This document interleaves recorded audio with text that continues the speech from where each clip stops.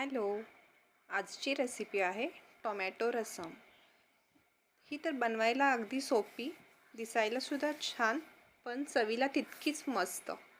तर यासाठी मी इथे एक 7-8 छान पिकलेले टोमॅटो घेतलेले आहेत आणि फोडणीसाठी आपल्याला इथे बेसिक गोष्टी जसं जिरे, मोहरी, कढीपत्ता, लसूण, थोडं सुकं खोबरं लागणार आहे यासाठी आपल्याला।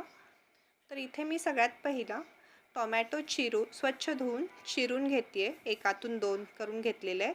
आता आपल्याला हे कुकरमध्ये घालून एक 2 ते 3 शिट्टी करून घ्यायची आहेत।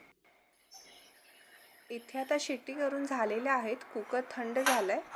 आता आपण सगळ्यात पहिले मिक्सरच्या भांड्यामध्ये 2 ते 3 चमचे किसलेलं सुकं खोबरं घेऊया आणि हे पहिला मिक्सरला लावून घेऊ। यानंतर ह्याची बारीक पूड झाल्यानंतर आपण यामध्ये शिजवलेले टोमॅटो घालून घेऊ। टोमॅटो घातल्यानंतर आपल्याला यामध्ये छान कलर येऊ दे म्हणून लाल मिरची पावडर आणि थोडीशी हळद घालायची आहे।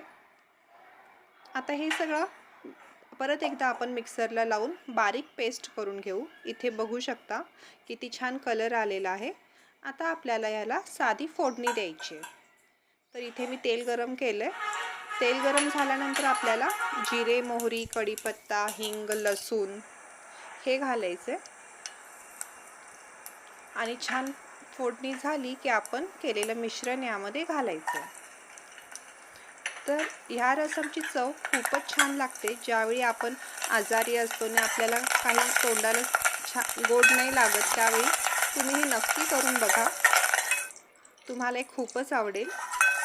परत मी थोडीशी लाल मिरची पावडर घातलेली आहे। आता आपण यामध्ये केलेलं मिश्रण घालून घेऊ आणि हे छान मिक्स करून घेऊया।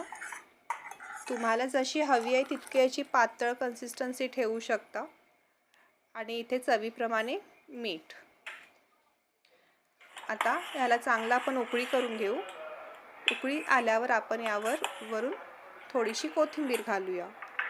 अशा प्रकारे ही साधी सोपी टोमॅटोची रसम तयार आहे। तुम्ही सुद्धा ही रेसिपी नक्की करून बघा आणि तुम्हाला ही रेसिपी कशी वाटली हे मला कमेंटमध्ये सांगा। ह्याचं डिटेल डिस्क्रिप्शनमध्ये मी दिलेलं आहे, तुम्ही तिथे चेक करू शकता। आणि ही रेसिपी शेवटपर्यंत पाहिल्याबद्दल धन्यवाद।